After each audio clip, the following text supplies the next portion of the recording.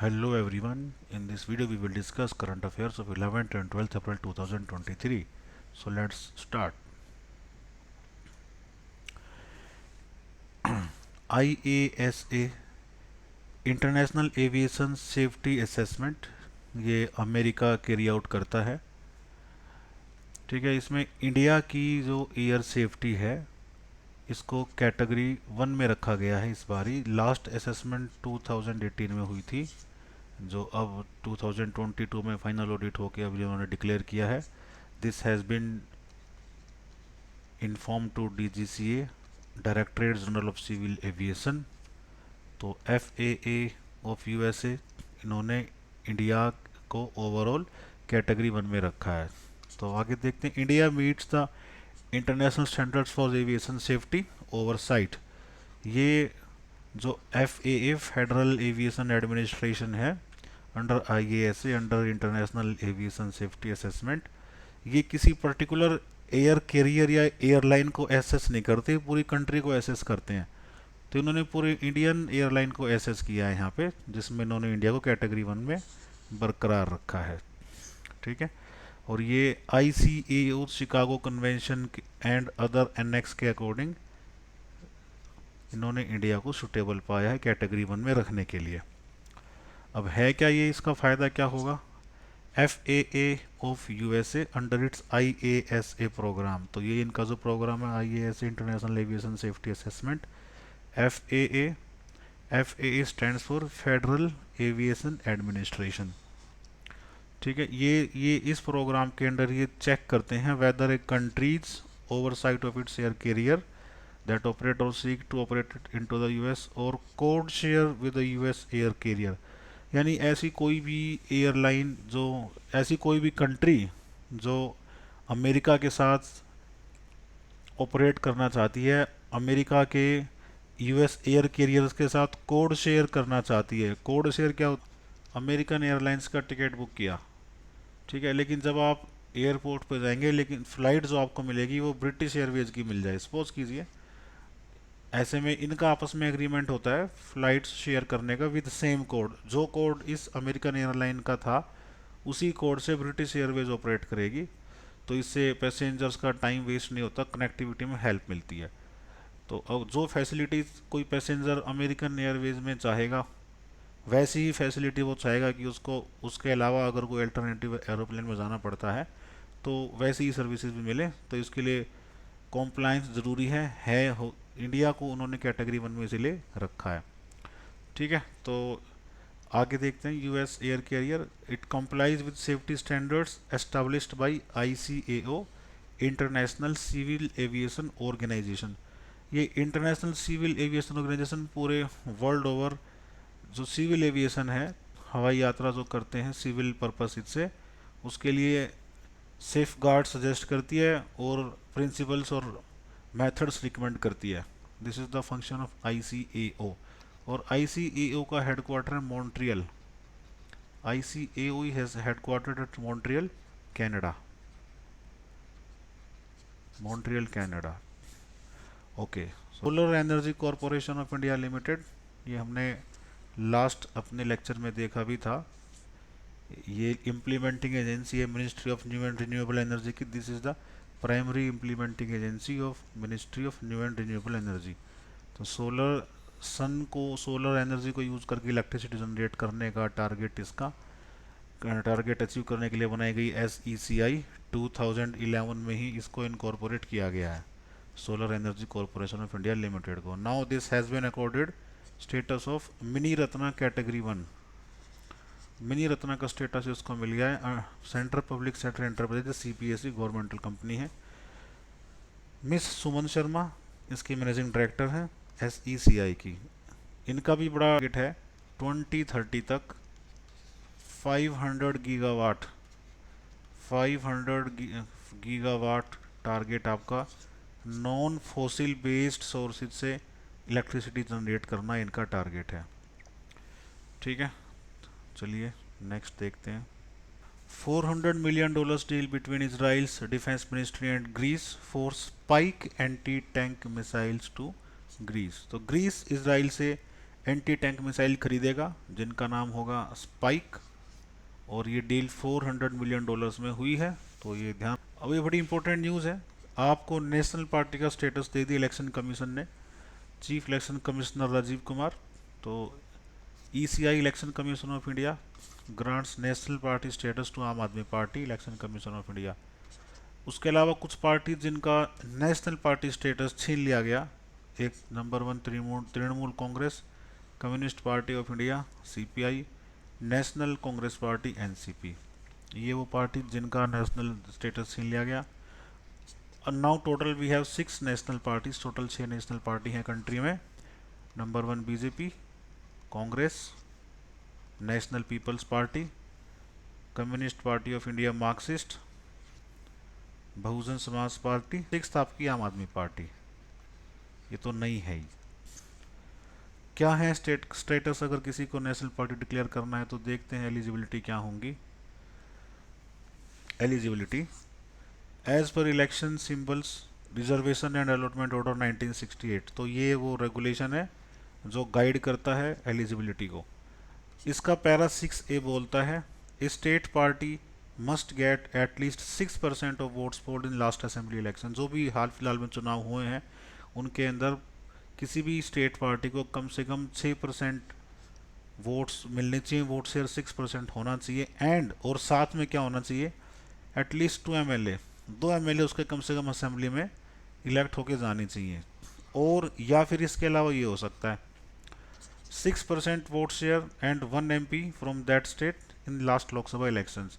जो लास्ट के लोकसभा चुनाव हुए थे, ये ऊपर वाले विधानसभा चुनाव की बात होती है जो सीएम के लिए होते हैं, और ये वाले प्राइम मिनिस्ट्रियल पोस्ट के लिए होते हैं, राज्यसभा के भी होते हैं।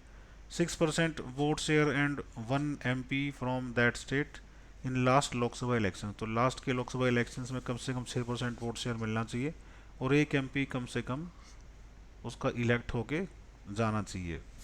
या फिर और 3% of total seats in assembly, और 3 सीट्स विच, जो भी इनमें से ज़्यादा हो, या तो 3% टोटल सीट्स का 100 में से 3 जैसे कम से कम होनी चाहिए, या कम से कम 3 सीट्स होनी चाहिए। अगर किसी में अगर 60 सीट्स हैं तो भी कम से कम 3 सीट्स होनी चाहिए,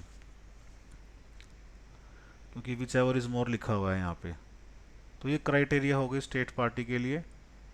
अब देखें नेशनल पार्टी के लिए क्या क्राइटेरिया है। 6% वोट शेयर इन 4 और मोर स्टेट्स, 4 या 4 से ज़्यादा स्टेट्स में कम से कम 6% वोट शेयर होना चाहिए लोकसभा या असेंबली इलेक्शंस में, या तो 4 अलग अलग स्टेट्स के असेंबली इलेक्शंस में, या लोकसभा इलेक्शंस में ओवरऑल अलग अलग 4 स्टेट्स में। एंड उसके साथ में क्या क्या होना चाहिए, एटलीस्ट 4 MPs, कम से कम 4 MP, और 2% सीट्स इन लोकसभा, या फिर 2% सीट लोकसभा, जितनी भी, जैसे अभी हमारे पास 545 सीट्स हैं लोकसभा में, उसकी 2% seats, with its candidate having been elected from at least 3 states. तो इसके कैंडिडेट कम से कम 3 अलग अलग स्टेट से इलेक्ट होके आने चाहिए। आपकी बात करें आम आदमी पार्टी की, तो दिल्ली, गोवा, पंजाब, इन तीनों के अलावा अभी गुजरात में चुनाव हुए तो आम आदमी पार्टी ने वहाँ पे 12.9% वोट शेयर इसको मिला है, which is way more than 6% से ये वोट शेयर ज़्यादा ही है। That's why it has been granted a national party status. Next देखेंगे Dogri version of Indian constitution launched. Dogri is a language of Jammu and Kashmir. Jammu की लैंग्वेज है Dogri. Dogri has been mentioned in 8th schedule of our constitution. हमारे 8th schedule of constitution में 22 languages हैं, जिसमें से डोगरी भी एक है। Next 3D printing technology in construction of post office in Bengaluru. Bengaluru में 3D प्रिंटिंग टेक्नोलॉजी यूज़ करके पोस्ट ऑफिस बनाया गया है, जिसको लेके काफ़ी मोदी जी ने भी एक कॉन्ग्रेचुलेटरी नोट लिखा था अपने ट्विटर अकाउंट पे, तो ये ध्यान रखिएगा कहाँ पे। Next ministry of state for culture and external affairs Shrimati Meenakshi Lekhi inaugurated SCO young authors conference at New Delhi. तो जो भी यंग ऑथर हैं उन सबको एक साथ लेके आना, SCO मेंबर्स के, उनकी कॉन्फ्रेंस न्यू दिल्ली में हुई। दिस अभी 12 तारीख को ही है, 12th of April को, ठीक है, 23। और ये न्यू दिल्ली में इनोग्रेट हुई है। This has been conducted by ministry of education. Ministry of education ने इसको ऑर्गेनाइज किया है। इसका पर्पस क्या है? पर्पस यही है, एससीओ कंट्रीज के कल्चर को, ट्रेडिशन को, एससीओ कंट्रीज का कल्चर, ट्रेडिशन और पर्सपेक्टिव, सभी एससीओ कंट्रीज एक दूसरे के कल्चर, ट्रेडिशन और पर्सपेक्टिव को समझें और साथ में डाइवर्सिटी डाइवर्सिटी को भी समझें। Next, union minister for Jal Shakti Shri Gajendra Singh Shekhawat presided over Namami Gange universities connect event. ये इवेंट आज ही ऑर्गेनाइज हुआ है, Namami Gange universities connect event, where an agreement was signed with 49 universities. 49 university के साथ एग्रीमेंट साइन किया है कि यूथ को अवेयर करेंगी वाटर कंजर्वेशन को लेके। तो national mission for clean Ganga, ये हमारा गंगा क्लीनिंग के लिए है। इसका अभी भी गंगा हमारी मैली ही है, साफ हुई नहीं है। तो अब यूथ को भी, यूथ अगर अवेयर हो तो काफ़ी कुछ हो सकता है। यूथ की अवेयरनेस के लिए ये गजेंद्र सिंह शेखावत जी ने ये एक इवेंट लॉन्च किया। Igniting young minds rejuvenating rivers, ये इसका थीम है इस इवेंट का। Universities connect, total 49 universities. ये वन लाइनर देख सकते हैं आप। David Warner becomes fastest to score 6000 run in IPL. Okay. Justice B S Chauhan, ये एक कमेटी अपॉइंट हुई है, उसके हेड हैं, जो एडवोकेट्स हैं उनकी डिग्री की वेरिफिकेशन करेगी, उसको ओवरसी करेगी। रैकून सेलर ने अभी अभी अटैक किया, इसको लेके अलग अलग डिपार्टमेंट मिनिस्ट्रीज ने एक दूसरे को अवेयर किया। ये IT department, income tax department के पोर्टल पे इन्होंने इंफॉर्मेशन चोरी करने की कोशिश की। पैरामिलिट्री फोर्सेस, डिफेंस फोर्सेस के भी पोर्टल पे इन्होंने अटैक करके इंफॉर्मेशन चुराने की कोशिश की। तो रैकून स्टीलर को ध्यान रखिएगा, it is a kind of malware. एरिकोम्पेन क्या है? होगी stand up India, basically loan providing scheme है। 80% ऑफ लोन्स इसके अभी वुमेन को दिए गए हैं अब तक। 2016 में ये स्कीम लॉन्च हुई थी। इसके साथ में एक और स्कीम लॉन्च हुई थी, स्टार्टअप इंडिया, ये भी उसी दौरान 2016 की बात है। Startup India, stand up India दोनों एक साथ ही लॉन्च हुई थी। तो इंडिया में स्टार्टअप्स को प्रमोट करने के लिए स्टार्टअप इंडिया स्कीम लॉन्च हुई थी। इनियोकोस 2023, ये ग्रीस में होएगी 18 अप्रैल से, इंटरनेशनल एक्सरसाइज है। एयर अटैक्स को स्टडी किया जाएगा यहाँ पे, सभी डायमेंशंस को, जो भी दुनिया में सबसे ज़्यादा खतरनाक एयरक्राफ्ट हैं, जो भी जेट फाइटर प्लेन से, वो सब के सब यहाँ पे पार्टिसिपेट करेंगे। ये एक नया सर्वे आया बर्लिन जर्मनी को, जिसमें इस सर्वे के under city with the most exceptional public transport system, सबसे अच्छा पब्लिक ट्रांसपोर्ट सिस्टम किसका बताया गया है? बर्लिन जर्मनी का। Survey was conducted by Time Out. Time Out क्या है? लंदन बेस्ड मीडिया आउटलेट है।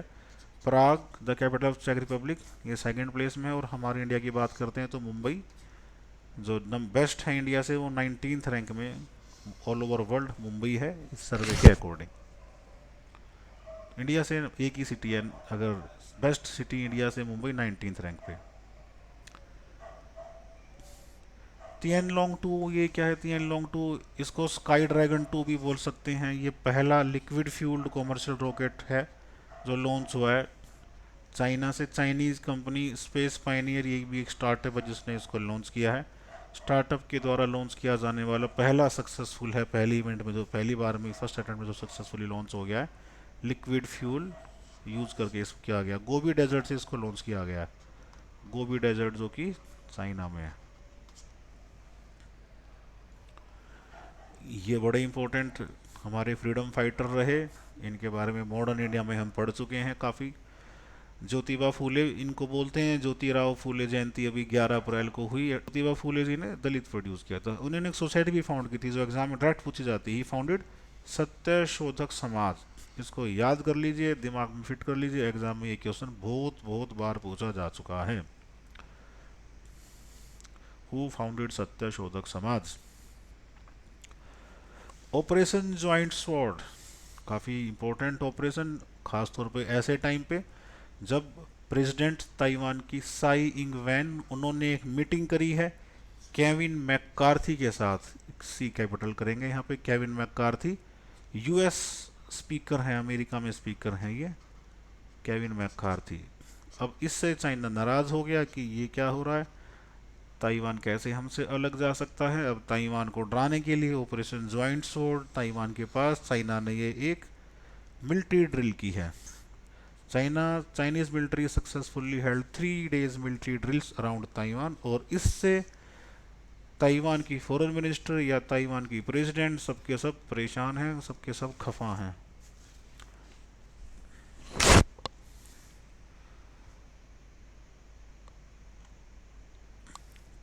और ये बड़ी इंपॉर्टेंट न्यूज, फाइनेंस कमीशन, अभी हमारा 15th फाइनेंस कमीशन चल रहा है जिसके चेयरमैन है नंद किशोर सिंह श्री एन के सिंह। 16th फाइनेंस कमीशन सरकार नवंबर 2023 में कॉन्स्टिट्यूट करेगी, ये अभी अभी अनाउंसमेंट आई है। Finance commission finds mention under article 280 of constitution, 280 article में फाइनेंस कमीशन दिया हुआ है जिसको वित्त आयोग भी बोलते हैं। इसके चेयरमैन को ऑनरेबल प्रेसिडेंट अपॉइंट करते हैं, अपॉइंटेड बाय प्रेसिडेंट। इनका काम क्या है फाइनेंस कमीशन का, finance commission make recommendation about distribution between the union and states of the net proceeds of tax. जो भी टैक्स सरकार इकट्ठा करती है सरकार के पास, जैसे इनकम टैक्स सारा सरकार के पास ही जाता है, कौन सी केंद्र सरकार के पास, यूनियन गवर्नमेंट के पास जाता है, लेकिन वो बढ़ता स्टेट्स को भी है। तो कौन सी स्टेट को कितना मिलेगा उसके लिए क्राइटेरिया बताना, रिकमेंडेशन देना, ये काम है फाइनेंस कमीशन का। फिलहाल जो फाइनेंस कमीशन की रिकमेंडेशन है दैट इज़ 42%, जो भी टैक्स कलेक्टेड है वो 42% स्टेट्स को शेयर किया जाएगा। 16th फाइनेंस कमीशन जब बनेगा नवंबर 2023 में, तो उसका मैंडेट होगा 5 साल के लिए मैंडेट होगा, लेकिन वो मैंडेट 1 अप्रैल 2026 के बाद से होगा। ठीक है, 2026 के बाद उसकी रिकमेंडेशंस को अप्लाई किया जाएगा।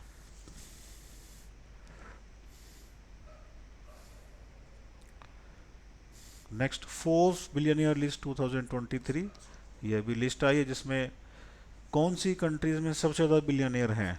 तो number 1 America with 735 billionaires, number 2 China with 495 billionaire, और इंडिया दूर दूर के पायदान पे नंबर 3 पे है, लेकिन देखें तो डिफरेंस बहुत ज़्यादा है, 495 और 169, मोर देन थ्राइस, 1/3 है तकरीबन India as compared to China. इसके बाद जर्मनी और रसिया भी हैं, they are not important for us. Government of India targets 9% share of electricity generation from nuclear sources by 2047, 2047 तक, centenary year of our independence 2047 तक हमारा टारगेट है कि न्यूक्लियर सोर्सेज से इलेक्ट्रिसिटी जनरेशन में 9% शेयर उसका होना चाहिए ओवरऑल बाकी सबके मुकाबले। तो अभी अभी हमने देखा भी था कि 10 न्यूक्लियर पावर प्लांट सेटअप करने की अप्रूवल गवर्नमेंट ने दे दी है। न्यूक्लियर प्लांट जयपुरिजिया एक न्यूक्लियर प्लांट की हमने बात की थी, आप में से कोई मुझे कमेंट बॉक्स में बताएं जयपुरिजिया न्यूक्लियर प्लांट क्यों इतना हमने पढ़ा था, न्यूज़ में क्यों था। Okay, that's all for today, we will meet again, thank you.